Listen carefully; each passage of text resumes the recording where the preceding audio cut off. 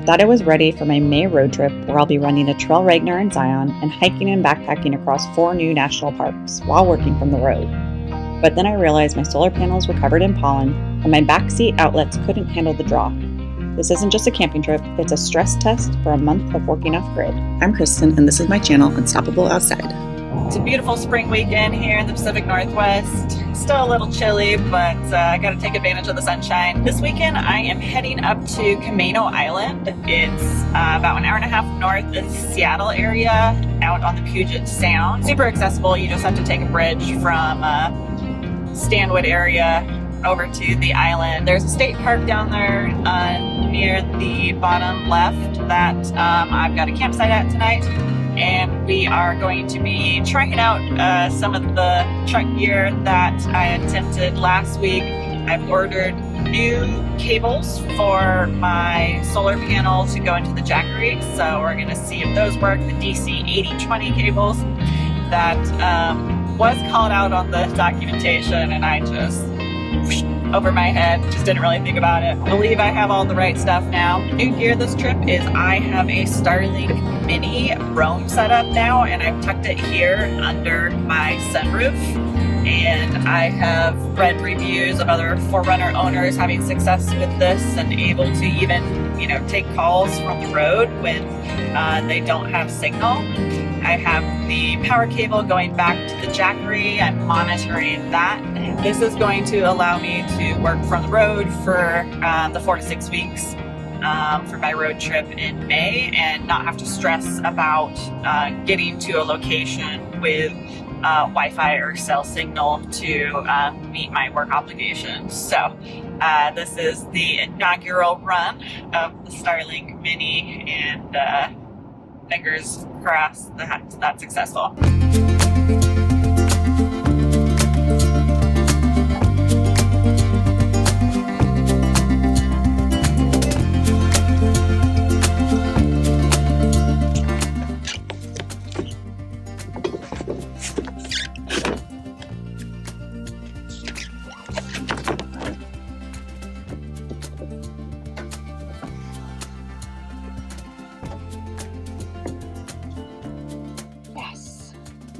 Not much. 7 walks going in.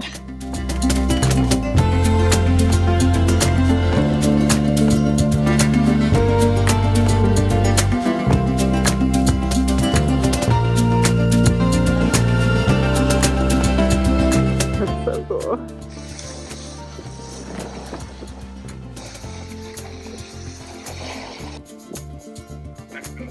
Oh, there we go. I got a little bit on camera. Yay!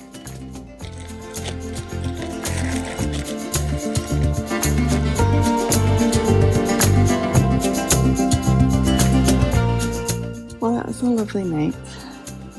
The solar panels, even though we're in the clouds, was getting 6 to 7% of wattage. That put a little bit of juice back into the Jackery. I turned off the Starlink because there's signal here, so I didn't need it. So that's good. And been keeping my cooler cold all night, so fabulous. I still have like over 60% of battery on the Jackery, and I haven't really charged it except for that 6 or 7 wattage per hour. And then I have one other cable, which is the DC 8020 cable that I will be able to plug into the back of my truck and charge for the hour and a half drive back to Seattle tomorrow.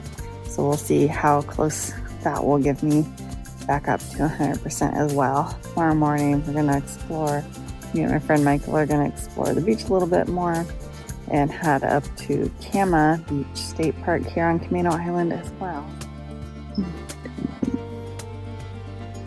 Well, we don't have a lot of sun, and there was also pollen covering the solar panel, but this morning it got 1% more battery life, getting a teeny bit of input. So we will hopefully get some more sun, and that will increase. And then I'm also going to try charging my the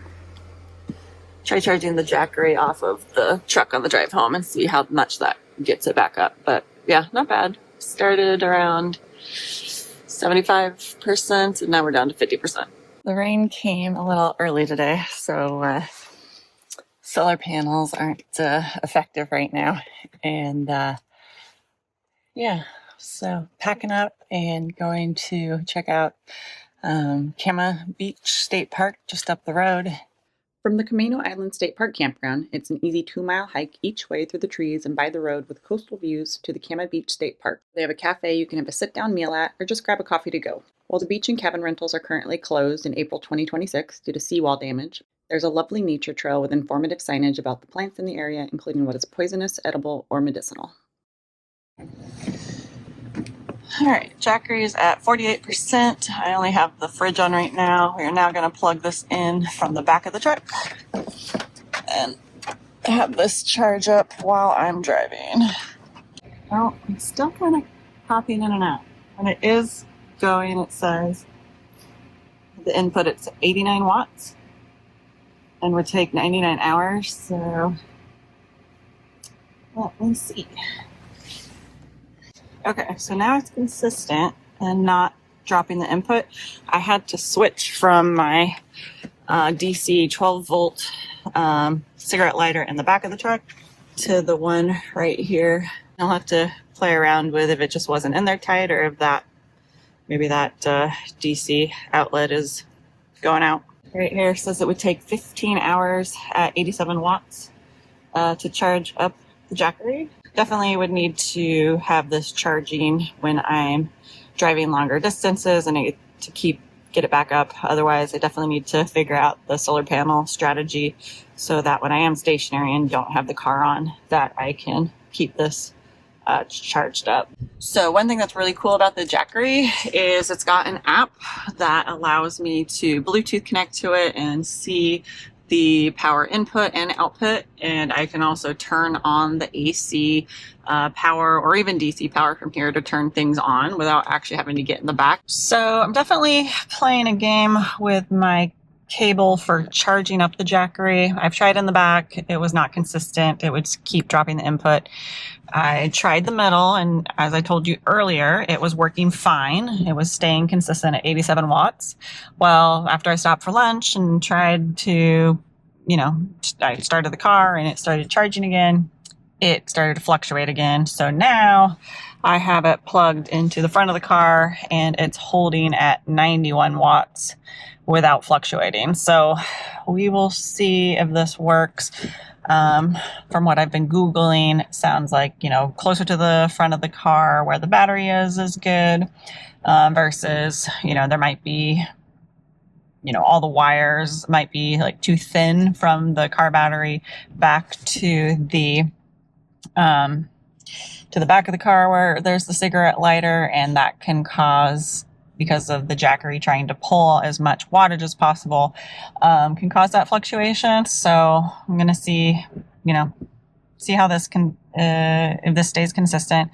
I have to stop for gas. So when I turn the car off and then turn the car back on, we'll see if this holds steady up here versus if it's going to be a problem. So definitely challenging for trying to get the Explorer 2000 to be charging while I'm off grid.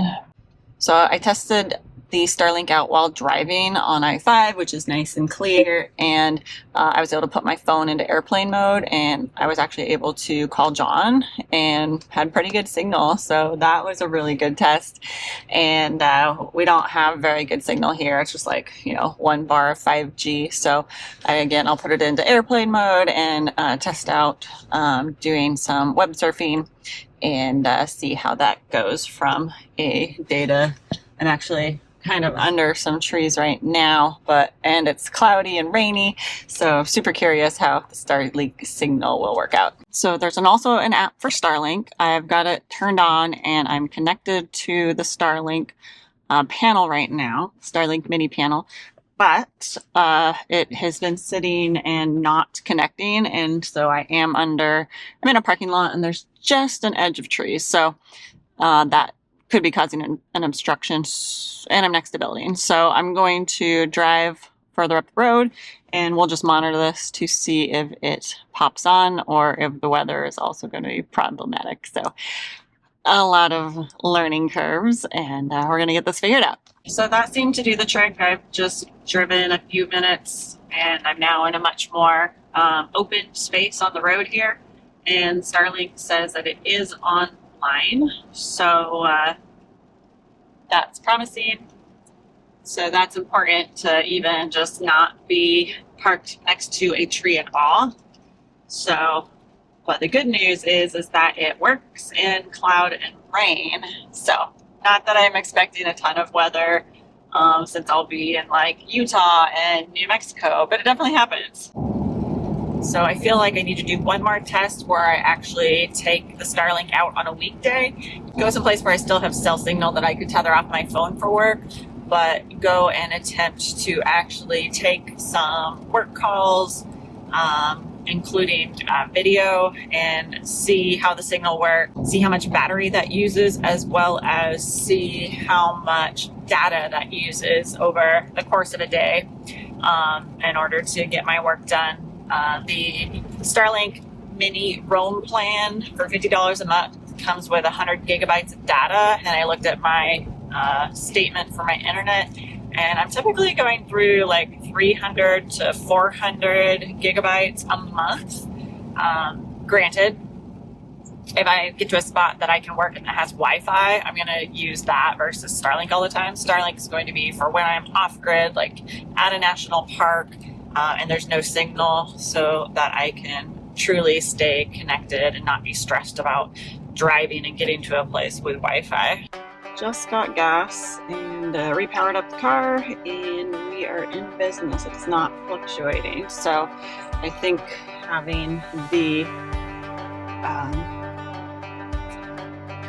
the cable plugged into the front cigarette lighter is going to be the path to go, based off of just probably the quality of the cable running from the battery to those cigarette lighters. So yeah, we've got 89 watts and holding steady, so just let that charge up. I think it'll be about 7 or 8% more charge, so up to 57% by the time I get home, just based off of doing the math of a couple hours of driving. Well, thank you for joining me this week. It was great to explore Camano Island.